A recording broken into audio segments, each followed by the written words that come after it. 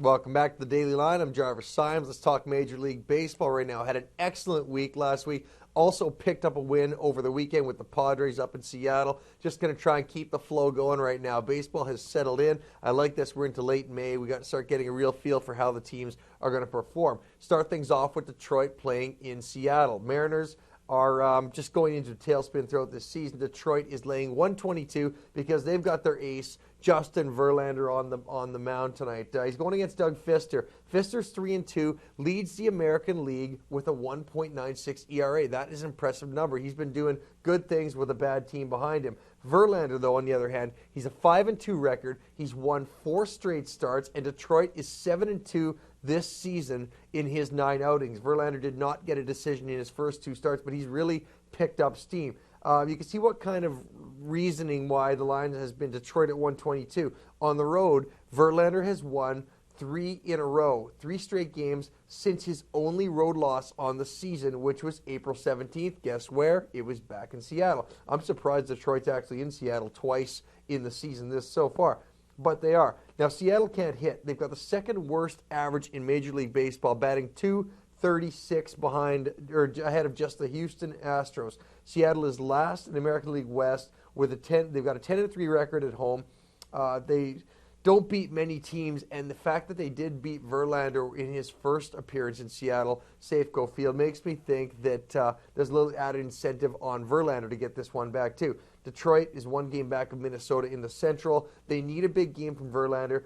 They need a big game from their bats, but I think Fister has really got something going there. This line is 6.5. I've got an official play on this game staying under the low total.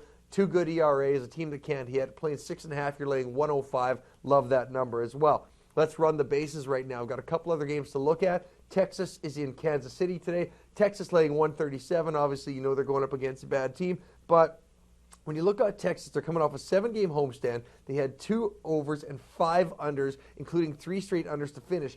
They're having a little problem getting the bats going as well. On the road, they've had a rough time so far this season. They're 7-11 on the road. They need to improve that, and they've got a good chance here.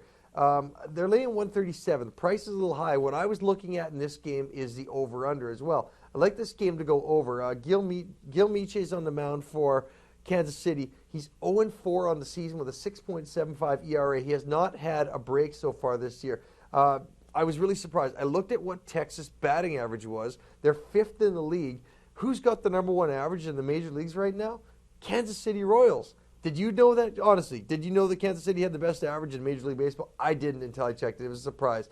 Batting .279. That's good for this situation. Harden's coming on the mound. His last start was May 14th. His last road start, was the game 1 of their road trip. It was just a quick little 3 trip up north of the border to Toronto. Jays got to him early and often. Texas bats were strong. The final score in that game was 16-10.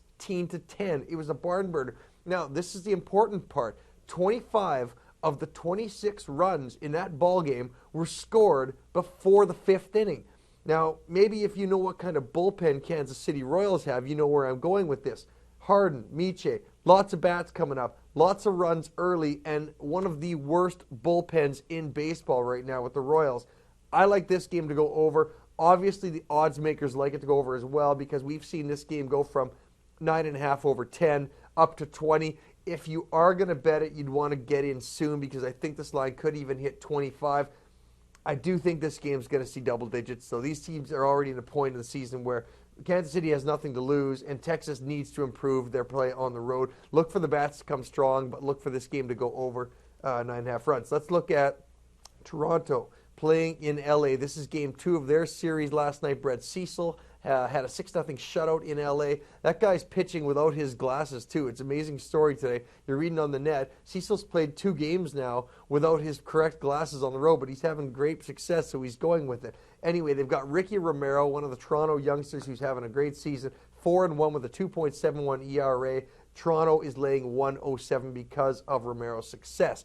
Angels went on the road to St. Louis. Thought we got the bats going a little bit, but what happens? They come home where they're just not getting any flow going this year, and it's kind of surprising for this. So you see Texas come home last night and lose 6-0. I expect them to have a little bit more success tonight, against Romero. This could turn into a pitcher's duel, though. Irvin Santana, 3-3 on the season, 3.75 ERA. Those are very similar to the career numbers he's posted versus Toronto. Romero's only had 2 games against the Angels. He's got a 1-1 record with a 1.93 ERA. The total is 8/20. I'm watching this one. If this one gets any upward movements, even if I can get an 8.5, I'm going to look at betting the under. I think Romero has a good game, but I could see this turning into.